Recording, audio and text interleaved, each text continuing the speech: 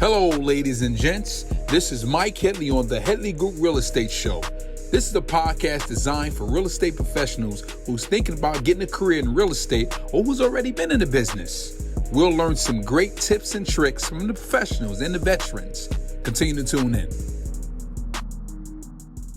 Hey, ladies and gents, how you doing? This is Mike Headley. We are back on the Headley Group Real Estate Show. And listen, all the time I always talk about we got a treat for you. But I have to say, this is the first time in our show history, in our 2 years of doing this show, we have a intellectual property attorney, first time, right? And I want to salute the sister for coming on our show with her, because I reached out to her via Clubhouse. We like to keep it real here, via Clubhouse, and she was politely said, "Okay, let's do the show." So let's give a warm welcome to Andrea Hence Evans, intellectual property attorney. How you doing, ma'am? Thank you. Well, thank you for the applause, and thank you so much for the opportunity to be here. And I love to hear that I'm the first intellectual property on the show. Correct, so this correct. is history in the making. So thank you for the opportunity. Well, the first thing, we was having a conversation before we started the show, and I was telling her, I said, I will need her services, particularly us in the real estate space. We throwing up all these logos and all these different symbols. I'm gonna let her dive in deep, and we need to get this protected. So enlighten us, ma'am, Andrea, enlighten us on your expertise and what exactly is a trademark. How is that helpful for real estate professionals? Absolutely. So not only will you need my services, Mike, but you know what? Everybody has some type of intellectual property. So as an intellectual property attorney, I handle patent, trademark, and copyright matters. So for all the inventors that are out there, you may have a new software system that you're using, some type of device that you're using in your real estate business or outside of your real estate business. I can help you to patent that invention. And then all of you that have all these businesses and products and services, they have some type of brand, whether that brand be a word, a symbol, some type of image that can be trademarked. So I can help you with that. And then last but not least, all of your written content. So your website content, your courses, anything that you write, your artwork, all of that can be protected with the copyright. So simply put, you would patent an invention like the television, trademark Sony, the brand name for the television, and then copyright written materials. So copyright the scripts of your shows. So that's just a really good way to keep patents, trademarks, and copyrights straight. So everybody has some type of intellectual property. Okay, so, and I want to get on the actual process. I was in a room with you yesterday, and I heard a young lady say they took her name. Something about they made a drink because of her name. What is the repercussions when someone does not do this? That is a great question, because you're right. People want to know, why do I even need a trademark in the first place? What is a trademark? So the first thing is, let's step back. So remember I said, what can be trademarked? So words can be trademarked, even sounds. When you think of the NBC, doom, doom, doom, that can be trademarked. We know about red bottom shoes, so colors can be trademarked. Three-dimensional shapes like the Coca-Cola bottle can be trademarked. And then of course words and symbols. But here's the catch though, Mike. A lot of people say, I have a favorite word and I want to trademark Andrea. Well, what are you using it for? So you have to be intending to use these source identifiers, those words and those symbols and things I just mentioned, on products or for services. So you can't just say, hey, my mom named me Andrea, so I'm going to trademark the name Andrea. It has to be for a product or service. So what that means is I can trademark Andrea for legal services, and you can trademark Andrea for shoes, and we coexist. So that's why you see a lot of companies with the same name, because people wouldn't be confused. They wouldn't, think that the law firm is selling shoes and vice versa. But here are the things about the benefits. So what we're talking about today is a federal trademark. So this covers you in all 50 states. And we want to think global, and we want to think big, right? So nobody now, is just selling to their neighbors and selling to their community. You throw up a website and you can have customers from all over the world.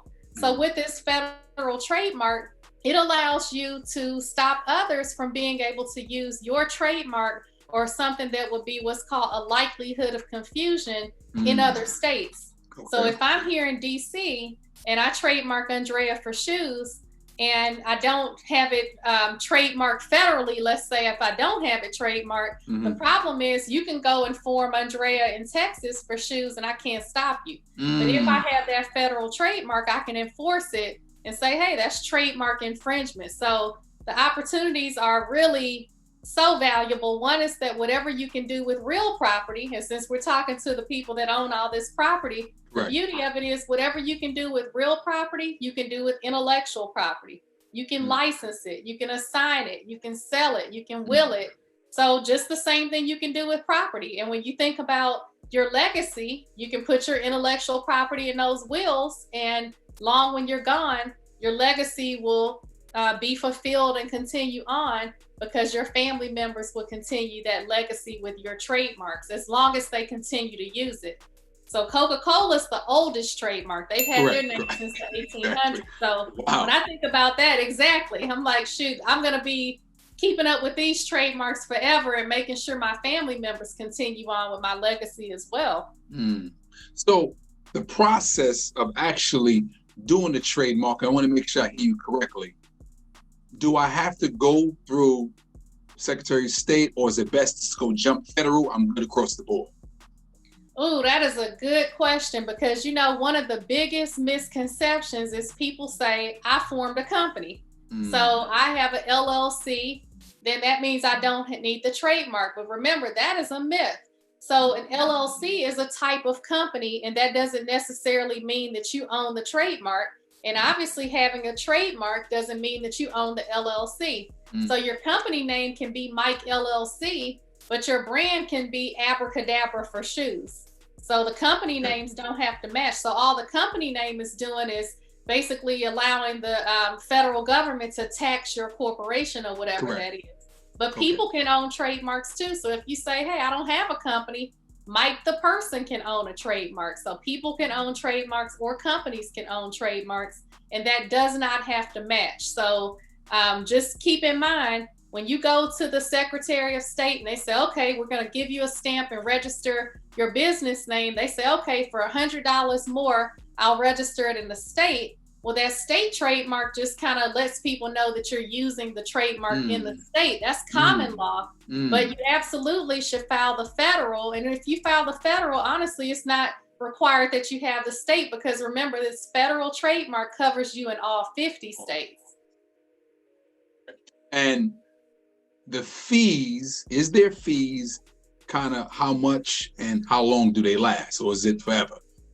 Okay, so, you know, the answer is it depends, right? And so that's the number one reason people don't get this done, because they assume that it's expensive. But let me tell you though, first of all, the government charges fees. So we are registering patents and trademarks at the United States Patent and Trademark Office. That's the only agency that registers trademarks, and that's at uspto.gov.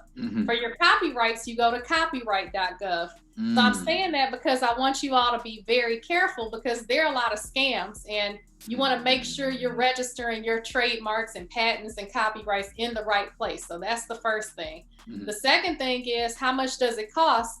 Well, it depends, because for trademarks, for example, the government fee right now is $250 per class. Now people say, well, what's a class? Well, the class numbers are just numbers that are arbitrarily assigned to the products and services you provide. So the government will say, okay, clothing, that's in one class. Law firm services, that's in another class. Jewelry, that's in another class. Now you don't just check a box and own the whole class. You have to identify the goods and services, and they happen to be in a class. And then based off of the number of classes that you have, you pay $250 per class. Now, on top of that, if you hire an attorney, then of course you pay attorney's fees. But honestly, it's highly recommended, although it's not required to hire an attorney, because what I found, Mike, in the 14 years of owning my firm, and then prior to that working at the Patent and Trademark Office, is most mistakes are made by people who don't hire an attorney. And so when people ask about the cost, Remember, I just told you a trademark lasts as long as you use it. Now, every 5 years, you have to come back and still renew it again. Okay. So you have to pay those fees to renew it. So as long as you do that, you get to keep it. But to me, it's worth the money that you spend. It could be as little as $2,000, you know, for something that's going to last you forever. And then every 5 years, you just come back and renew it. And it's going to cost you more to fight someone and sue them to get your name back. If you're one of those people that are saying, oh, I don't need this, I'm too small, I'm going to wait. I always like to tell people, think about Oprah, you know, the Oprah effect. I'm ready. So she calls me. I got everything set up. I got the trademarks, you know, I'm ready to go, because the worst thing is for her to say, oh, I love Mike's cookies. And then another Mike cookies, you know, people go and buy his cookies and they're confused. And now you're suing him. And now you need to name more because Oprah says your name. So it's better to be proactive than reactive and get all this stuff taken care of. So probably side conversation, when she did the Oprah effect, she probably checked and made sure y'all good to go from a legal standpoint. I don't know. I mean, because I mean, just think about it. And the reason I'm saying that is because every day I'm tagged on social media where somebody says, can you believe Mike is using Mike's cookies and I had this name for 20 years? Absolutely, I believe it, because you didn't trademark it. And now Mike got the trademark and you can challenge Mike, but it's going to cost you tens of thousands of dollars. Or Mike's going to say, pay me for it. And I know you want the name because now Oprah said your name. So it's like, how bad do you want it? I mean, but that's what I love about trademark law, because we all spend money every day. So when people explain it to you, it makes sense. You know, it's kind of like if Nike didn't have a trademark and anybody could go and put Nike on a shoe, it defeats the whole point. So yeah, they have a trademark, but remember, once you get it, it's going to be up to you to enforce it too. So you can't just sit back and let people use your intellectual property. Hey guys, thank you for watching our show. We're going to interrupt you real quickly. We are in the business of referrals. If you know someone looking to buy or sell, residential or commercial, here in the North Carolina area, refer us. We really appreciate that. So I want to make sure I'm clear, my real estate professionals out there. Any logo, any symbol, website, we need to have that protected. Absolutely. And the other thing about the website, so let's say you have a domain name. So a lot of people say, well, my business is Evans IP Law. So my site is evansiplaw.com. Well, your domain names function as like your address, right? So if I say, hey, Mike, meet me at 12345 Main Street, when you show up on Main Street, the sign on the store is going to say Macy's. So we would trademark Macy's. So when you get to evansiplaw.com, branded on the site, it says the law firm of Andrea Hence Evans. So I wouldn't trademark my domain name. I trademark my brand on the site. But you can trademark domain names if they function as a trademark, right? So we think of Match.com. You go to Match.com and it says, welcome to Match.com. So real big, now you can trademark Match.com. So anything that people perceive as a brand, if every time people see blue on a jewelry box, Tiffany can trademark blue. Anytime people see red on the bottom of a shoe, you know, that can be trademarked. So it's good to have this conversation to get people thinking about their intellectual property and what they can protect, because that's the thing, people don't understand what they can even protect. Okay. And by me purchase, because I did purchase a book, and we're going to highlight that towards the end. By me reading your book, there was a few things that I said, let me ask you to get a little more specific. What is a channel of trade and the intent of use? Okay, so basically, let's say you're watching this and you say, well, I've been in business for a while. So you're using the trademark, right? Okay. That means you've been selling houses, you have a radio show, you're actually using your trademark. But there are a lot of people that are watching and they may say, hey, it's a new year and I have all these good ideas and I plan to have a business. I haven't launched or sold my products yet. So you either are using the trademark, meaning you're providing the products and services, or you're intending to. So let's say you say to me, I haven't done it yet and I'm planning on it. We can file an intent to use application and identify all the goods and services you plan to use it on. But before the trademark registers, they're going to come back and say, okay, we'll allow this, but we need to make sure you're using it. So we're not going to give you a trademark and allow you to stop people from using this name on shoes and you haven't sold any shoes. So until you sell the shoes and show them that you've done that, you won't get the trademark. So that's the intent to use. Now, some others may be watching and say, okay, I've been in business, I need to get going on this. So you're using it. So you're going to file it and say, I'm actually using it. Here's a picture of my shoes. Here's my trademark on the shoe. And here are the dates that I made those sales in and out of the state. So the key to understand about those dates that you put on the application is it's not the date you were born and started using Mike. It's not the date you dreamed about having a company. It's the date you use Mike on your shoes in and out of the state. So that's what you have to remember. So that's really critical because people don't understand what it means to use the trademark. So it's not you saying it on Clubhouse. It's not you posting it on social media. Is when did you actually provide the service or the product that you put in your application. Okay. Now the channel of trade is simply going to be where you sell it, right? So that could be online, that could be at a store, that could be at certain flea markets or something. And the reason that could be important is because sometimes people argue, all right, our trademarks are similar, but we have different channels of trade. So Bob exclusively sells on the corner of his block and I sell online, but that's really difficult now because everybody's online, you know, so it's pretty obvious that everybody kind of has the same channels of trade, but that's what that means. So do you, and I want to make sure I heard you correctly, I understand that you consult and help with the actual process. What if there's I guess I want to make sure I'm saying the correct litigation when they said, hey, I've been using it. No, you've been using it. Do you jump in with that or? Absolutely. Oh, do you? Yeah.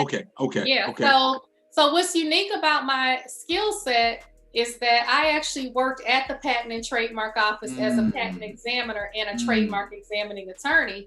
So it was my job to actually review and examine patent applications and allow them to be patents, to issue them as patents, or to examine trademark applications and refuse them or to allow them to register as trademarks. And so I have that unique experience because that was my job. And now I'm on the outside representing my clients to help them to do that. So what's going to be important is understanding that process, right? So I have experience doing that. But then, like you said, we can't just allow people to infringe on our client's intellectual property. So absolutely, we offer litigation services as well. And one of the biggest cases that went viral around the world is the rapper and producer Dr. Dre sued the medical doctor, Dr. Dre, DRAI, and we represented the medical doctor for trademark infringement, and we were able to win that case. Wow, we got to interject, get a round of applause for that. That's right, that's what we do right there. We got to give flowers while we can. Congratulations on that. Yeah, thank you, and I'm very proud of that, not only because we won, but because it just opened up America's eyes and the world's eyes, because people started saying, wow, I didn't know you could trademark a name. But absolutely, you're born with the name Mike, and I can never stop you from using Mike. If your name is Michael Jordan, let's say it's a common name, that's your name, Michael Jordan. But if Michael Jordan already has that trademark for shoes, you cannot stamp Michael Jordan on shoes. So people say, but that's my name. But it doesn't matter. You're going to always be Michael Jordan, introduce Michael Jordan to the stage, but you can't use it for those products and services. So that's the benefit of a trademark. So let me interject and say something with that. Clearly, we're talking about famous basketball player Michael Jordan. Right. Now, how does that play a role with the actor Michael B. Jordan? Yeah, that's. Can he still say, I got to be there, or that doesn't matter? Well, it's interesting that you say that because it's confusing, and correct. And both of them are actors, but again, it has to be used as a product or service. So Michael B. Jordan cannot put his name, Michael B. Jordan, on shoes because Michael Jordan has the trademark unless Michael Jordan licenses him his trademark or he buys it from him or he gives him permission. And do you deal with the licensing, anything like that? Yeah, so I handle everything. You do everything. Exactly. Everything's intellectual property now. If you want a divorce or you got problems in the law, criminal and all that, I can't help you. But I stay in my lane, and my expertise is patents, trademarks, and copyrights. Quick commercial break. If you're interested in a career in real estate or you're a seasoned vet and you might want to change, new environment, you don't like the atmosphere you're in, the Headley Group Realty could be there to assist you with your career. What do we offer? Great culture, great environment, leads, and an awesome commission structure. Let us be there to support your business. One thing, you got to be in the state of North Carolina. Let's get back to the show. So, yeah, I wanted, like I said, our audience is the real estate professionals. I'm glad you gave us that great insight in terms of the website. So, what about photos and business cards? Does that play a role in trademarking? Not necessarily in trademarks, but definitely copyrights. Copyrights. You're going to go and take pictures, right? You're going to own the rights in those pictures. So let me just tell you about copyrights a little bit. Okay, as soon as you take that picture, or as soon as you put the pen to paper and you take notes, you're taking notes today, you own the copyright. Now, what that means then is if I take your notes or I take that picture and I go and put it on my website, or I, start selling something using that picture, you can say, hey, that's my intellectual property. You're using my picture, and you can sue me for copyright infringement. Or I take your notes and I copy and paste them.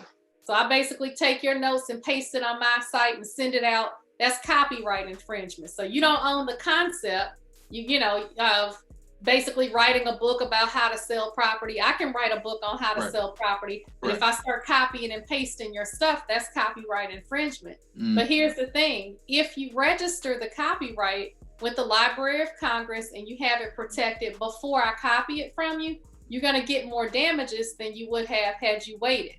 So in order to have a copyright infringement suit, you have to own the copyright registration. So you want to get in the habit of basically registering stuff before you put it out there, if you can, and you get more damages. Because if I have something registered and you take it from me, I can just say, hey, it's the presumption I own it. I own the copyright. Versus you saying you copying it, now I have to pay to expedite it, because all of this stuff takes time, so I have to tell you, there's no sense of urgency, unfortunately, in intellectual property law. So if you're listening to this, it can take 2 to 3 years before they even look at your patent application. Wow. The entire trademark process can take at least 1 year to go through the process, and copyrights average almost 6 months to a year just for them to return your registration certificate.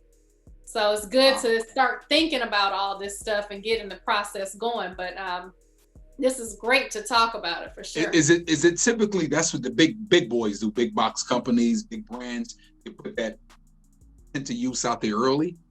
Well, they know to protect their stuff. Oh, they know. Exactly. So mainly, that's how we need to start thinking, because the beauty of having this is, we also have settled a lot of cases for our clients where bigger companies have wanted to use their brands and they have to pay them for it. Correct. Because if you own the trademark, look at Blue Ivy. Beyonce had her daughter. Somebody already had that name, and it had nothing to do with her daughter. They had a store and they had registered Blue Ivy. Well, lo and behold, she has a daughter named Blue Ivy and wanted to trademark, and it wasn't any malicious intent by the other lady. And so she had to respect that lady's trademark. So she's suing her, and the lady's trying to settle. Wow. But I mean, you have leverage when you own that trademark. Like, she's stopping her from registering her trademark. Correct. So hey, pay up. I know, right? I don't know how similar this is, but it was somewhere I was reading where a lot of rap artists, before they kind of gained the knowledge, it was a guy who brought the domains to their names. And they had to pay them. It was like they was trying, like, it was a guy had www.Kanye West. Yeah. They had to pay him for that. But anyway, that's a conversation. Well, no, but that's important, because as a strategy, when you have these brands, we're trained as consumers that when I say my brand is Evans IP Law, what do? You go to evansiplaw.com. So as you're thinking about these names and symbols and things, you want to think about social media and lock in those handles, because using those handles and having those domain names don't count as a trademark. So it may be impossible to get that back. So what happens is, I'd rather be Andrea Hence Evans.com instead of number 2 or my or your, because it gets to be confusing to your customers. So now I have to train you to start thinking of all these D and my and you. You want to own your brand. So as you're thinking of stuff, this is a good point that you want to Google it yourself. So you're launching a business and you Google it and already see somebody else using the name, you can stop and just change the name. You know, you don't have anything to lose. Wow. I mean, sweet Andrea, you is really blessed us with so many golden nuggets today. And I'm respectful for your time. Let me ask you something here. Is there a question that you wanted me to ask that you would like to answer? There's something as a question you're like, hey, I wish you would ask me that. Do you have one? Because I want to be respectful for your time. And look, you asking somebody that likes to talk. I'm like, where do I start? But I know, right?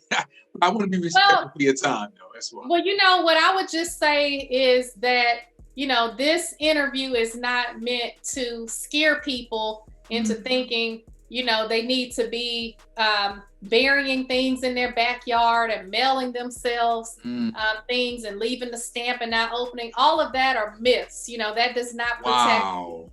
So I heard of that before too. Oh, everybody's heard on something and it's protected. Wow, that's crazy. Yeah, that's right. And if that were the case, I'd be out of business because you'd rather pay a 55-cent stamp than a lawyer. Correct. You know, correct. When you think about it, it makes sense. But I just want to say that just recently, the United States Patent and Trademark Office published an alarming article. You know, it was just you know, sad for me to read. And they said that minorities and women are least likely to protect their intellectual property. And so I want to thank you for the opportunity to be interviewed today, because I firmly believe it's just because people don't understand it, or we count ourselves out because we think we can't afford it. And I would just challenge everyone that if you are feeling like you want to learn more about it, to reach out to me and schedule a consultation, and let's talk about your specific issues. So, you know, I'd rather you know that you don't have something that's patentable than to have the next best thing and watch it manifest on TV or on the shelves, and you say that was my invention. But, you know, the only difference between a billionaire or someone like the creators of Facebook are that they took action. They sat around with their friends and had ideas. But my federal trademark is invest in your idea. So you have to take action. And with all of these resources now online, there's so many endless opportunities. And now with the climate of America, there's so many people and companies that are willing to help to see you succeed. So just don't count yourself out.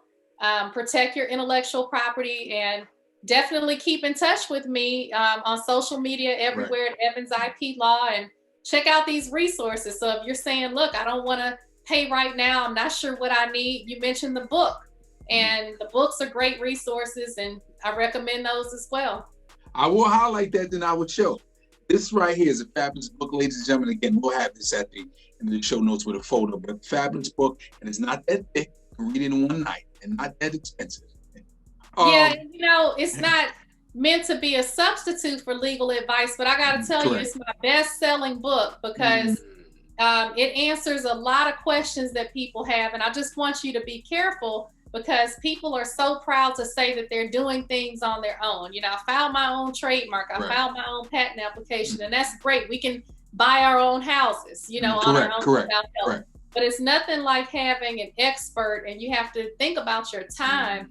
And there's some mistakes that you can make that can't be fixed. Correct. So the worst thing is when people do it on their own, then they reach out. Well, now you're paying me more to try to fix something than you would have had you just paid me in the first place. You know something? Usually after every show, I ask every guest to give us 2 golden nuggets. I think you gave us about 7.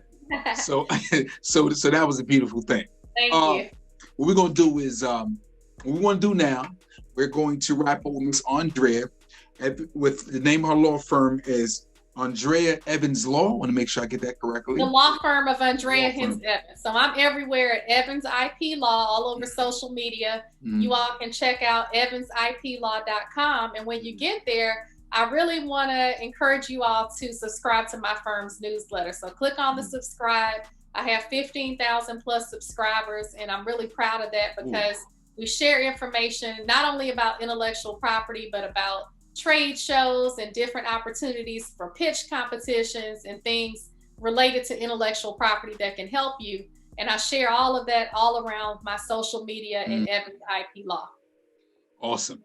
I want to thank you, Miss Andrea, and we will see you soon on the next time on Headley Group Real Estate Show.